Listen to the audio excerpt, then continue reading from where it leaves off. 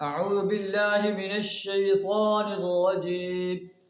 بسم الله الرحمن الرحيم. اليوم يئس الذين كفروا من دينكم فلا تخشوهم واخشون.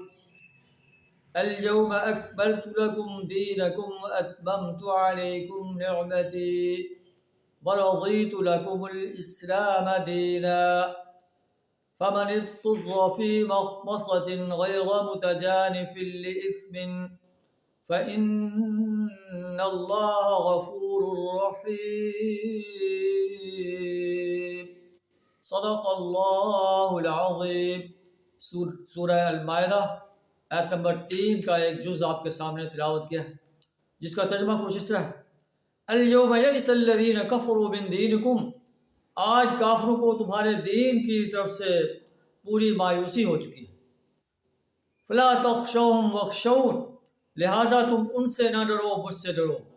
یہ اس وقت جو ہے جب یہ صورت نازل ہو رہی تھی، 6 ہجری کا موقع تھا، جب صلح حدیبیہ ہو چکا تھا اور مسلمان جو ہے ایک فاتح کی حیثیت سے واپس آ رہے تھے. دشمنوں نے دب کر آپ سے صلح کی تھی اور اپنے دل میں وہ سمجھ رہے تھے کہ ہم نے نبی صلی اللہ علیہ وسلم کو عمرہ کرنے سے روک دیا ہے، لیکن اللہ نے اسے فتح مبین قرار دیا تھا. اللہ فرماتا ہے کہ آج کافر تمہارے دین سے مایوس ہو چکے ہیں، تم ان سے نہ ڈرو، مجھ سے ڈرو. آج کے دن میں نے اپنا دین تم پر مکمل کر دیا ہے، اپنی نعمت تم پر تمام کر دی ہے. وَرَضِيتُ لَكُمُ الْإِسْلَامَ دِينًا، اور اسلام کو تمہارے لیے دین کی حیثیت سے پسند کر لیا ہے. فَمَنِ اضْطُرَّ غَيْرَ مُخْمَصَةٍ غَيْرَ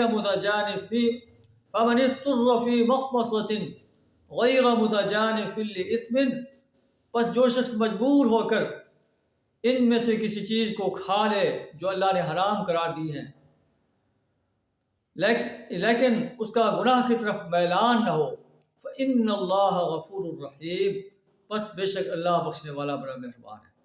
اللہ سے دعا کریں ہمیں اپنے آرڈرز پر عمل کرنے کی توفیق عطا فرمائے، دین اسلام کو اس سرزمین پر غالب کرنے کے لیے اور باطل نظاموں کو مٹانے کے لیے اپنا کردار ادا کرنے کی توفیق عطا فرمائے.